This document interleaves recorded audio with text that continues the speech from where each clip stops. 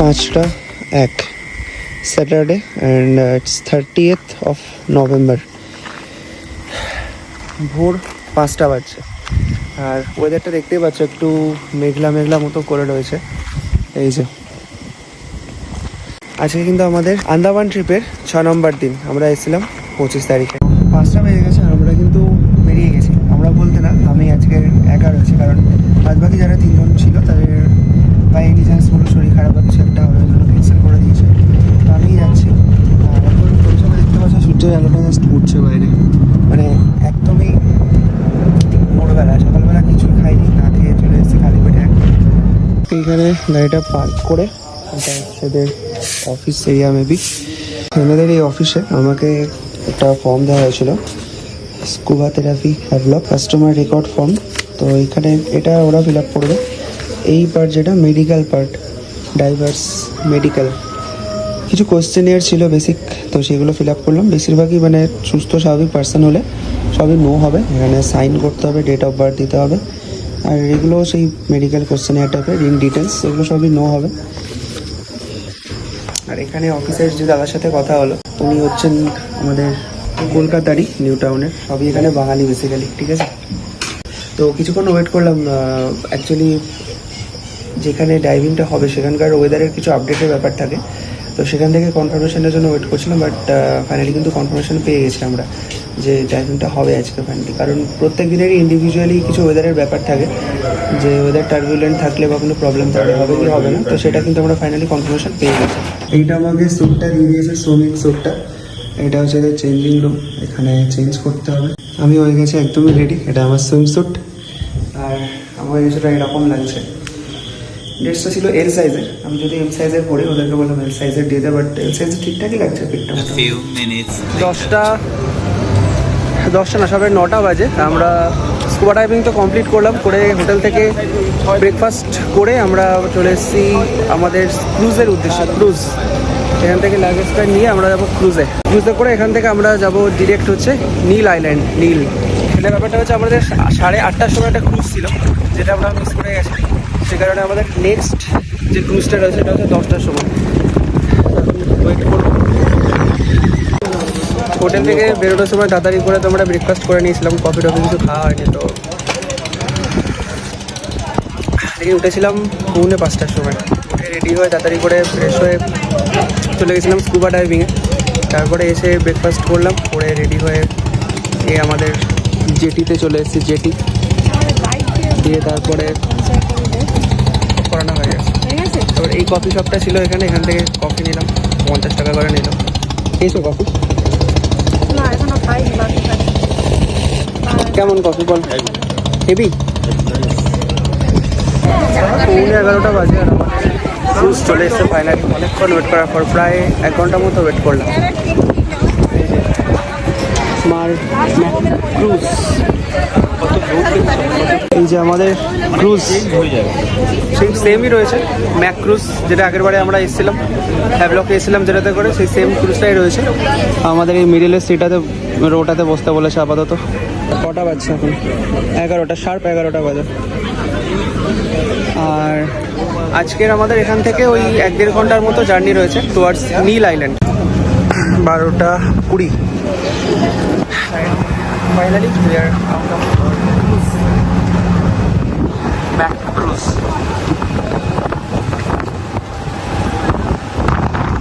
এই যে আমাদের ইন্ডিয়ান ফ্ল্যাগ। নীল আইল্যান্ড থেকে নেমে জাস্ট এই জেটিটা থেকে, নীল কেন্দ্রা জেটি বলে যে জেটিটা রয়েছে, ওখান থেকে নেমে জাস্ট 5 মিনিট হেঁটে এলাম। এইটা হচ্ছে আমাদের নীল আইল্যান্ডের হোটেল শ্রীশ। স্বরাজ দ্বীপ থেকে বেরিয়ে আমরা চলে এলাম শাহিদ দ্বীপ, যেটাকে বলা হয় নীল আইল্যান্ড। ফাইনালি আমাদের নীল আইল্যান্ডের রুমে পৌঁছে গেছি, হোটেলে পৌঁছে গেছি। আমাদের রুম নাম্বার 207। আর এতক্ষণ আমরা বাইরে থেকে হচ্ছে ডাবের জল খেলাম। অ্যান্ড ডাবের জল যে বেচছিল সে লোকটা হচ্ছে আমাদের প্রপার জয়নগরের লোক, ঠিক আছে। এখানে বেশিরভাগই সব বাঙালি যারা এখানে বিজনেস করছে। 207 লাগেজ রাখার কাজ চলছে। আচ্ছা, প্রথমে হচ্ছে 2টো বেড রয়েছে, এটা 2 জনের বেড, এটা 1 জনের বেড, আলাদা আলাদা বেড রয়েছে। আর যেটা দেখতে পাচ্ছি একটা ফটোগ্রাফি রয়েছে এখানে, ওপেন একটা আলমারির মতো আছে। আচ্ছা, এখানে তোমরা জিনিসপত্র রাখতে পারবে। আচ্ছা, এসি তো রয়েইছে, ওই যে এসি, একটা এলইডি টিভি রয়েছে, যেটা আমরা কোনো জায়গাতেই দেখি না খুব একটা। এখানে একটা এরকম মিরর রয়েছে, পুরো ফুল মিরর, একদম পা থেকে মাথা পর্যন্ত দেখতে হবে, ঠিক আছে। আচ্ছা, একটা মিরর লাইট রয়েছে। এখানে ডেস্ক রয়েছে, চেয়ার টেবিল রয়েছে, একটা ইলেকট্রনিক কেটেল রয়েছে। ওয়াশরুমটা একবার তোমাদেরকে দেখিয়ে দিই। আচ্ছা, ওয়াশরুম। আচ্ছা, বেসিন রয়েছে, একটা মিরর রয়েছে, এখানে গিজার রয়েছে, যদিও আমাদের লাগবে না গিজার। ওয়েস্টার্ন কমোড রয়েছে, শাওয়ার রয়েছে, বাদ বাকি যা কিছু রয়েছে। আর এবারে এরকম ভিউ, পুরো 1টা বেজে গেছে। হ্যাঁ, প্রথম দেখতে চা পাওয়া যায়। এই যে আমাদের এখানে চায়ের সব জিনিসপত্র দিয়ে গেছে, ইলেকট্রিক কেটেল দিয়ে গেছে। এরা যে কোনো বড় বড় এতেই থাকে হোটেলে। হ্যাঁ, নিজে চা করে খেতে পারবে। এখন 1টা বেজে গেছে, আমরা ফ্রেশ হবো। ফ্রেশ হয়ে মেবি আমাদের প্রোগ্রাম রয়েছে কি জানি না, তবে প্রচণ্ড টায়ার্ড, ঘুম পাচ্ছে। সেই ভোর 4টের সময় উঠে স্কুবাতে গেছিলাম। স্কুবার ডিটেলসের গল্পটা তোমাদেরকে পরে বলবো, অনেক কিছু বলার রয়েছে ডিটেলস, আমার পার্সোনাল এক্সপিরিয়েন্স প্লাস ওখানকার যা কিছু হয়েছে। ওখানে কিন্তু ক্যামেরা নিয়ে যেতে পারিনি, কারণ ওখানে ক্যামেরা অ্যালাউড না, নিজস্ব ক্যামেরা অ্যালাউড না। ওরা গোপ্রোতে কিছু ভিডিও করেছে, সেই ভিডিওগুলো আমি পেয়ে যাবো বিকালের মধ্যে। তো সেই পুরো এক্সপিরিয়েন্সটা তোমাদের সাথে শেয়ার করবো, বাট এখন না, একটু পরে ফ্রেশ হয়ে। তো চলো, আপাতত জাস্ট ফ্রেশ হয়ে তারপরে কথা হচ্ছে। 2টো বাজে, দুপুর 2টো। এখানেও সেই একই রকমই বুফে সিস্টেম, ওই যে মা নিচ্ছে খাবার। আর আজকের ডিনার বলছি, লাঞ্চের মেনু হচ্ছে তোমার বাঙালি মেনু, ভাত, ডাল, একটা আলু ভাজা, এটা হচ্ছে তোমার ফুলকপি আলু কড়াইশুটির তরকারি, একটা স্যালাড রয়েছে, আর ওখানে মাছ রয়েছে। নিয়ে এসছো? বসে পড়ো। নেবো লাস্টে নেবো, সব একসাথে নিতে হবে না। Please take back memories, not corals, they belong here. কি লেখা আছে? হারিয়ে গেল নাকি? এরকম সরু একটা রাস্তা চলে গেছে, সেটা দিয়ে আমাদেরকে এগোতে হবে এখন। পুরোটাই একদম জঙ্গলের ভেতর দিয়ে। এই দেখো, বড় বড় নারকেল গাছ, তারপরে অশ্বত্থ মনে হয়, আরও অনেক রকমের গাছ রয়েছে, বোঝা যাচ্ছে না কি গাছ। অলমোস্ট চলে এসছে। Welcome to Lakshmanpur beach, natural bridge. বিচের অবস্থা দেখো, পুরো এইগুলো অ্যাকচুয়ালি দেখে মনে হচ্ছে যেন মাঠ চাষ করেছে, বাট এটা এরকম না, এগুলো সব হচ্ছে ন্যাচারাল কোরাল। ব্রিজটা সেটা দেখার জন্য কিন্তু পুরো এই পার দিয়ে ঘুরে আমাদের ওই পারে যেতে হবে। একটা স্পেশাল ফল টাইপের রয়েছে, এটা কিন্তু দেখতে পাওয়া যায় না, এটা কিন্তু এখানকার এক্সোটিক। এটাকে বলছে, এই গার্ডটা বললো, লোকাল ল্যাঙ্গুয়েজ এটাকে বলা হয় কেওড়া। আর যে হিস্ট্রিটা আমি এটুকু শুনলাম, মানে আনঅফিসিয়ালি শুনলাম, সেটা হচ্ছে দূর থেকে শুনে নিলাম। ওরা পয়সা খরচ করে গার্ড দিয়ে শুনছে, এই তো আমার মা বলে দেবে। কি করে এটা ফলটা? বলছে জারোয়ারা এই ফলটা দিয়ে নাকি নেশা করে। এটা হচ্ছে এখানকার যে প্রজাতি, জারোয়া প্রজাতি যারা থাকে এখানে, তারা এই ফলটা দিয়ে রস বানিয়ে সেটার নেশা করে। আর এই যে রাস্তাগুলো দেখছো, এইগুলো কিন্তু নর্মাল পাথর না, এগুলো সব কোরাল। ডেড কোরালসগুলো এখানে এসে সব এরকম হয়ে গেছে। দেখে উপর থেকে দেখে মনে হচ্ছে এগুলো কাদা, কিন্তু এগুলো কাদা না, কিন্তু পুরো শক্ত পাথরের মতো কোরাল। তো ফাইনালি আমরা চলে এসেছি ন্যাচারাল ব্রিজের কাছে, আর এটা হচ্ছে ব্যাকগ্রাউন্ডের সমুদ্রটা। পুরো এরিয়াটাই হচ্ছে একদম কোরাল এরিয়া, ঠিক আছে, ন্যাচারাল কোরালসে ভর্তি পুরো এরিয়াটা। আর এই হচ্ছে আমার সামনে ন্যাচারাল ব্রিজটা, মানে বেসিক্যালি কিছু না, একটা প্রাকৃতিক ক্ষয়কার্যের ফলে, যেটাকে আমরা জিওগ্রাফিতে কি একটা টার্ম বলতাম ভুলে গেছি এই মোমেন্টে, এখান থেকে এরকম একটা স্ট্রাকচার ফর্মেশন হয়েছে, এটাকেই বলছে ন্যাচারাল ব্রিজ।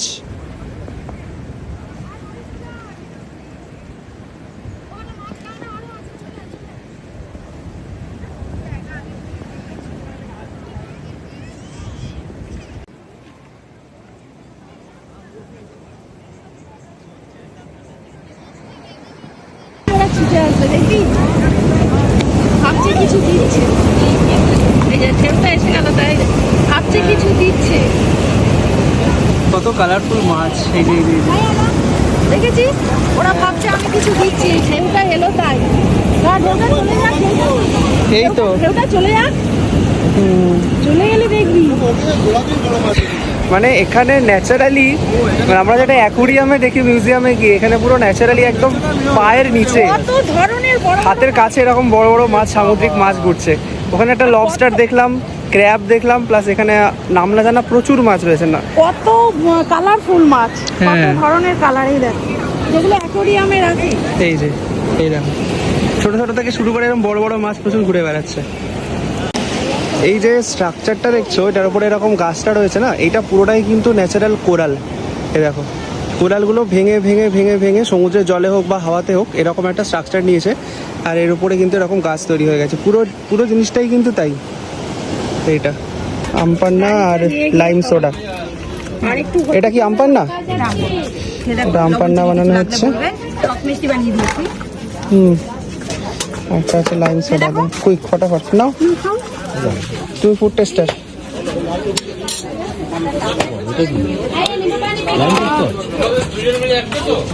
ওটা সোডা, সোডা ওটা নিয়ে লিঙ্ক করে, এটা আরেকটা নিলে ভালো।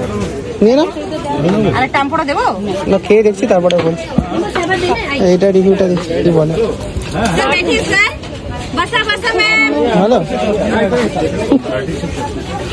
4:20 বাজে আর খুব সামান্যই টাইম বাকি আছে আমাদের সানসেট হতে।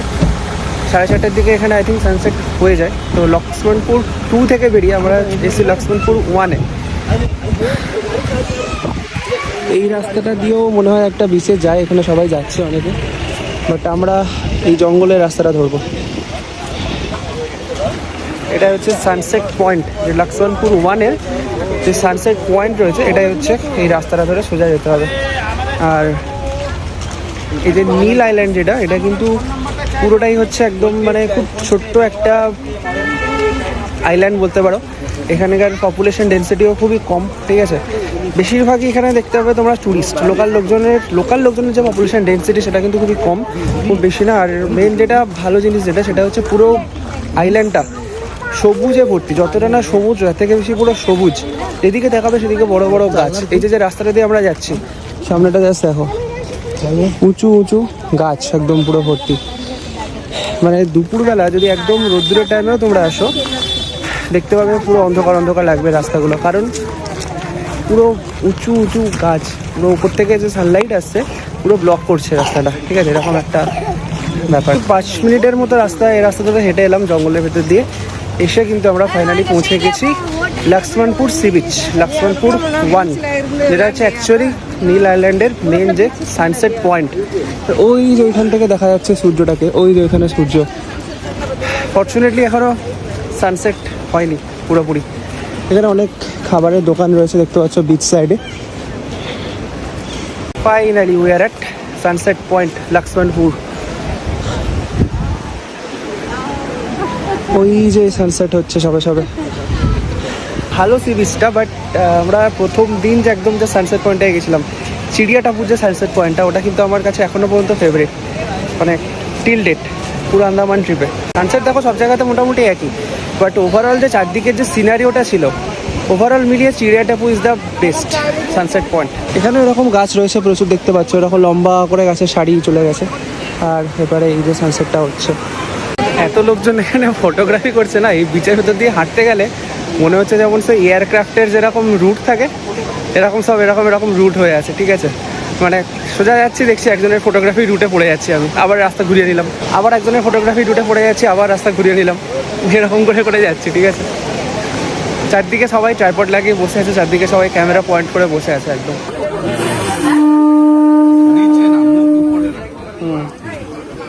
হয়েছে বাজানো, এবারে খেলাম। কত নেবে আমার জানা আছে। আওয়াজ আসছে, সমুদ্রের আওয়াজ আসছে। যে লক্ষ্মণপুর 1 যে সি বিচটা, সানসেট পয়েন্ট থেকে বেরিয়েই সাইডে একটা ছোট্টখাটো দোকানের দোকান বলতে এখানে প্রচুর দোকান একসাথে রয়েছে, কসমেটিক্সের দোকান রয়েছে, অ্যাক্সেসরিজের দোকান রয়েছে, প্লাস সি ফুডসেরও রয়েছে। এই যে আমাদের রেস্টুরেন্ট চলে এসেছি, হোটেল অমূল্যর ঠিক পাশেই island spices restaurant, local fresh sea food. এই যে চলো। এটা কি মাছ বললেন? এটা তো রেড স্নাইপার, রেড স্নাইপার, এটা সিলভার জ্যাকেট, সিলভার জেট। এটা তো 1200 টাকা, এটা 1200 টাকা, এটা 900 টাকা। করা আছে বলছি, মাছটা ছোট মতো। তুমি যখন লাঞ্চ ডিনার করতে আসোনি? ঠিক আছে। তো আইল্যান্ড স্পাইস রেস্টুরেন্টে এসে আমরা অনেকক্ষণ পড়াশুনো করলাম মেনু নিয়ে, ঠিক আছে। দিয়ে লাস্ট পর্যন্ত ডিসাইড করা হলো মানে ক্র্যাবটা আমরা খাবো। এটা আমি অ্যাটলিস্ট আগে থেকে মেন্টালি প্রিপেয়ার হয়ে এসেছিলাম ক্র্যাব খাবো বলে। ক্র্যাব মশালা এই যে এখানে আছে, এটা হচ্ছে এখানকার স্পেশালিটি। মানে আমি ইউটিউবেই দেখলাম ক্র্যাবটা এখানে সবথেকে ভালো বানায়, সেজন্য ক্র্যাব মশলা ট্রাই করছি একটা। আর একটা যেটা এখানে ওই যে একটু আগে দেখালাম মাছগুলো দেখালো, ওগুলো র মানে একদম কাঁচা মাছ, ওগুলো ভেজে দেবে। তো 3 রকম সাইজ ছিল, একটা 1200, একটা 900, একটা 500 ছোটোটা। তো ছোটো যে স্পাইস জেট বললো, হ্যাঁ স্পাইস জেট মাছ, ওটা গ্রিল ফ্রাই করে দিতে বললাম, গ্রিল অ্যান্ড বেকড করবে ওটা। আর আরেকটা অপশন হয় যেটা হচ্ছে তাওয়া ফ্রাই করে দেবে তেল দিয়ে, নর্মাল তেল দিয়ে, যেরকম আমরা ফিশ ফ্রাই খাই। এই দুটো আপাতত অর্ডার করলাম, এবার দেখা যাক কেমন বানায়, রিভিউটা পরে দেবো। আমাদের ক্র্যাব মশলা চলে এসছে। এত কি করে করলো?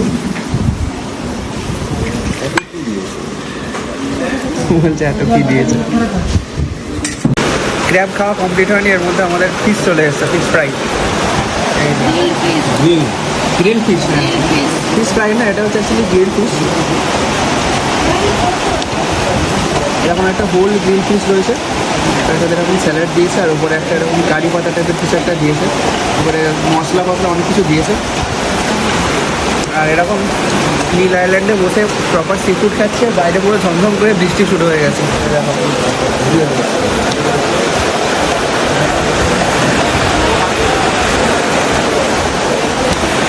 একদম প্রপার কম্বিনেশন জমে গেছে একদম পুরো।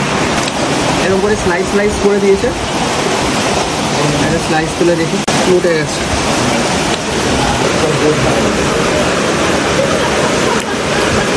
দারুণ, খাও না? তো মশলাটা দিয়েছে দারুণ স্পাইসি খেতে। আর এই যে তলায় যে গ্রেভিটা রয়েছে না,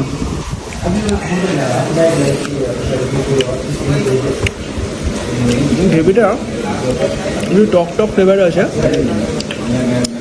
তার সাথে এই যে কারি পাতা টাইপের একটা পাতা দিয়েছে, তার সাথে একটা স্মোকি ফ্লেভার রয়েছে। দারুণ আছে, দারুণ, মানে একদম 10 আউট অফ 10। 8:35 আমরা sea food, special sea food খেয়ে বেরিয়ে এলাম আইল্যান্ড স্পাইসেস রেস্টুরেন্ট থেকে। আর রাস্তায় বৃষ্টি হচ্ছে একটু টিপটিপ করে। খাবার যেটা খেলাম তো ওখানেও বলেছি, আবারও বলছি, দুটো খাবারই একদম এক্সে বার্কার এক। মানে ক্র্যাবটা খাওয়ার পর মনে হচ্ছিলো ফিশ ফ্রাইটা ভালো, ফিশ ফ্রাইটা খাওয়ার পর মনে হচ্ছে ক্র্যাবটা ভালো। যদিও লাস্টে ক্র্যাবটা খেয়ে মুখটা একটু ঠিক করলাম, কারণ ফিশ ফ্রাইটা প্রচণ্ড স্পাইসি ছিল, ঠিক আছে, কিন্তু ভালো লেগেছিলো খেতে। হ্যাঁ একদম ফিশ ফ্রাই মানে grill fish, grill and baked, তেলেও ভাজা না, একদম বেকড প্লাস গ্রিল। আর তার সাথে হচ্ছে একটা স্মোকি ফ্লেভার ছিল, সুন্দর। মানে দুটো খাবারই যা খেলাম খুব সুন্দর। মানে এটা আমার ইচ্ছা ছিল, যেদিন আন্দামান এসেছিলাম সেদিন থেকেই আমার একটা ইচ্ছা ছিল যে একটা প্রপার সি ফুড খাবো, লোকাল সি ফুড ট্রাই করবো। কলকাতাতেও পাওয়া যায়, চাইনিজ রেস্টুরেন্টগুলোতে সি ফুড পাওয়া যায়, সেটা না, বাট এখানকার local made sea food try করবো, এটা প্রথম থেকে একটা টার্গেট ছিল। পোর্ট ব্লেয়ার থেকে শুরু করে হ্যাভলক, নীল, সব জায়গাতেই বিজনেস যেখানে যা কিছু হচ্ছে সব জায়গায় কিন্তু বেশিরভাগ সব বাঙালি, ঠিক আছে। এখানেও বাঙালি ছিল। কোথায় যেন বাড়িও? একজনের বাড়ি নন্দীগ্রাম, আর একজনের বাড়ি উত্তর বারাসাত। নন্দীগ্রাম আর বারাসাত, মানে 90% এখানে সব জায়গায় দেখছি সব বাঙালি। সেই ডাইভিং করতে গেছিলাম সকালবেলা, ড্রাইভিং এক্সপিরিয়েন্স তোমাদেরকে বলবো, যেটা তোমাদেরকে পরে বলবো বলেছিলাম। রুমে গিয়ে ফ্রেশ হয়ে একদম স্থিরভাবে পুরোটাই ডেসক্রাইব করবো, তো সেটার জন্য একদম লাস্ট পর্যন্ত দেখতে দেখো ব্লগটা। সব জায়গায় অ্যাজ ইউজুয়াল বাঙালি, ওদের সাথেও কথা বললাম, খেয়ে দিয়ে উঠে অনেকক্ষণ, জোরে বৃষ্টি হচ্ছিলো, বেশ কিছুক্ষণ আমরা ওয়েট করলাম। ভালো, সব কিছুই ভালো, স্টাফ, বিহেভিয়ার, হসপিটালিটি, খাবার কোয়ালিটি, অ্যাম্বিয়েন্স সবই ভালো। তো যদি তোমরা আন্দামানে আসো, নীল আইল্যান্ডে স্টে করো, আর প্রপার সি ফুড যদি ট্রাই করতে চাও, আমার মতে পার্সোনাল ওপিনিয়নে one of the best option. 10:28, 10:30 বাজে। 30th of November. আর আমাদের আন্দামান ট্রিপের আজ কিন্তু 6th ডে। তোমাদেরকে যেমনটা বলেছিলাম যে স্কুবা ডাইভিংয়ের যে এক্সপিরিয়েন্সটা সেটা কিন্তু ভিডিওর একদম শেষে গিয়ে শেয়ার করব। তো এখন ফাইনালি আমি কিন্তু হয়ে গেছে একদম ফ্রেশ। ডিনার করে এলাম একটু আগে ওপর থেকে। ডিনারে ছিল আজকের আমাদের চিকেন, তো আমি রুটি আর চিকেন খেয়ে নিয়েছি। এনিওয়ে, এবার আসি মেন পয়েন্টে, যেটা হচ্ছে স্কুবা ডাইভিং। তো first of all scuba diving আমার লাইফে একটা ভেরি ফার্স্ট টাইম একটা এক্সপিরিয়েন্স ছিল। আর আমি বলবো মানে এক্সপিরিয়েন্সটা করার পর আমার যেটা ওপিনিয়ন, আমার যেটা ফিলিংস, সেটা হচ্ছে দেখো ভাই, this is once in a lifetime experience. এই এক্সপিরিয়েন্সটা তুমি মানে চোখে যে জিনিসটা তুমি সামনে দেখেছো, যে জিনিসটা তুমি ব্রেন দিয়ে ফিল করেছো, ঠিক আছে, সমুদ্র থেকে 10 থেকে 12 মিটার গভীরে, ঠিক আছে, মানে ওয়াটার লেভেল থেকে 10 থেকে 12 মিটার ডিপে গিয়ে যে এনভায়রনমেন্টটা, যে অ্যাম্বিয়েন্সটা আর যে সিনারিওগুলো চোখের সামনে দেখেছো, এইগুলো ভাই একদম র এক্সপিরিয়েন্স আর একদম লাইফ টাইম এক্সপিরিয়েন্স। মানে এগুলো কোনোভাবেই আমরা অনেক দেখেছি ন্যাশনাল জিওগ্রাফিতে, ছোটোবেলায় প্রচুর দেখেছি এরকম ভিডিও, আন্ডার ওয়াটার ভিডিও, মাছ ঘুরে বেড়াচ্ছে, এরকম কোরালস রয়েছে, আন্ডার ওয়াটার লাইফ অনেক দেখেছি, ঠিক আছে। বাট এই যে চোখের সামনে নিজে এক্সপিরিয়েন্স করলাম, নিজের চোখের সামনে, ঠিক আছে, নিজের পুরো ফুল বডি দিয়ে যে ফিল করলাম, আমার ব্রেনের মধ্যে যেটা মানে একদম রিফ্লেক্সের মধ্যে চলে গেল, গ্রে ম্যাটারে যেটা স্টোর হয়ে গেল, এটা ভাই life time experience, life time memory, ঠিক আছে। সো এক্সপিরিয়েন্সটা কেমন ছিল একটু বলি। একদম চোখের সামনে যেরকম হয় না যে আমরা অ্যাকুয়ারিয়ামে যখন অ্যাকুয়ারিয়াম দেখি, ঠিক আছে, ডাইভ করার পর যখন তুমি পুরো একদম সমুদ্রের যে সমুদ্রের নিচে যে মাটি রয়েছে ওই লেভেলে যখন চলে যাবে, আর যখন দেখবে তোমার সামনে আশেপাশে কোরালসগুলো, মানে লাইভ কোরাল, বিভিন্ন কালারের কোরালস রয়েছে, তার সাথে মাছগুলো, রং বেরঙের মাছ তোমার আশেপাশে ঘুরে বেড়াচ্ছে, তোমার হাতে পায়ে এসে ঠোক্কর মারছে, তোমার মনে হবে পুরো লাইভ একটা অ্যাকুয়ারিয়ামের মধ্যে তুমি চলে গেছো, ঠিক আছে, রিয়েল লাইফ অ্যাকুয়ারিয়ামের মধ্যে তুমি ঢুকে গেছো হঠাৎ করে, ঠিক আছে, এরকম একটা এক্সপিরিয়েন্স হবে। এবার বলি কিছু প্র্যাকটিক্যাল এক্সপিরিয়েন্সের কথা, ঠিক আছে। প্রথম কথা হচ্ছে ওখানকার মেন যে রুল, স্কুবা ডাইভিংয়ের মেন জিনিস হচ্ছে তোমাকে মাউথ ব্রিদিং করতে হবে, মানে মুখ দিয়ে নিঃশ্বাস নিতে হবে, নট উইথ নোজ। আমরা যেটা আমাদের নর্মাল যে হিউম্যান রিফ্লেক্সে আমরা যে নাক দিয়ে নিঃশ্বাস নিই, সেটা কিন্তু স্কুবা ডাইভিংয়ে হয় না। আমাদেরকে মুখ দিয়ে নিঃশ্বাস নিতে হবে, মুখে একটা মাস্ক দেওয়া থাকে, পুরো মুখ দিয়ে তোমাকে ইনহেল করতে হবে, এক্সেল করতে হবে, ঠিক আছে। এটা হচ্ছে first and foremost basic rule. Second হচ্ছে তোমার যে জিনিসটা প্র্যাকটিক্যালি এক্সপিরিয়েন্স করবে, মানে আমি একদম র এক্সপিরিয়েন্স থেকে বলছি, নিঃশ্বাস নিতে খুব একটা সমস্যা হবে না ওয়ান্স ইউ গেট হ্যাবিচুয়েটেড। প্রবলেমটা হবে কখন, যখন 10 থেকে 12 মিটার ডেপথে তোমরা চলে যাবে, তখন কি হবে, সমুদ্রের ভিতরে যে জলের যে প্রেশারটা রয়েছে সেটা না কোথায় ফিল করবে তোমরা, দুটো কানের ভেতরে প্রচুর পরিমাণে, মানে দেখো কানটা কিন্তু ওপেন থাকবে, তোমার চোখে একটা গগলস লাগিয়ে রাখবে, টাইট ফিটেড, কোনো সমস্যা হবে না দেখতে। সেকেন্ড হচ্ছে মুখে মাস্ক থাকবে, তো চোখ আর মুখটা পুরো, চোখ নাক, মানে চোখের যে গগলসটা পুরো নাকটাকে কভার করে রাখবে, তো চোখ আর নাক তোমার পুরো কভার থাকবে ফুললি, তার সাথে তোমার মুখে মাস্ক থাকছে, কিন্তু দুটো কান তোমার খোলা থাকবে।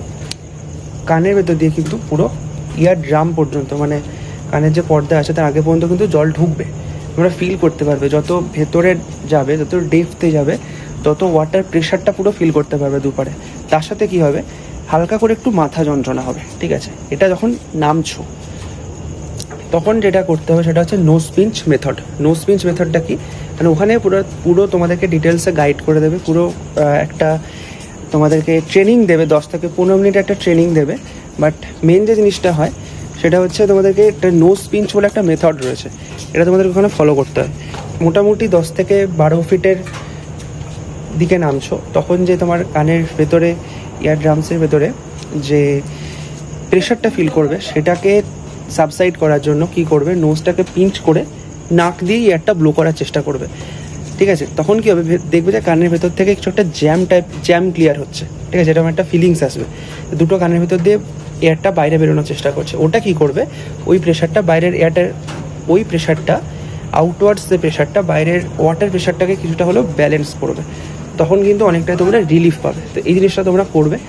আদারওয়াইজ অনেক রকম হ্যান্ড সাইন্স রয়েছে, যেমন মেন হচ্ছে তোমাকে ওরা বারবার জিজ্ঞেস করবে, তোমার যে গাইড থাকবে যে এইটা হচ্ছে ওকে, জিজ্ঞেস করবে আর ইউ ওকে, তুমি তখন দেখাবে এইভাবে ওকে দেখাবে, ঠিক আছে।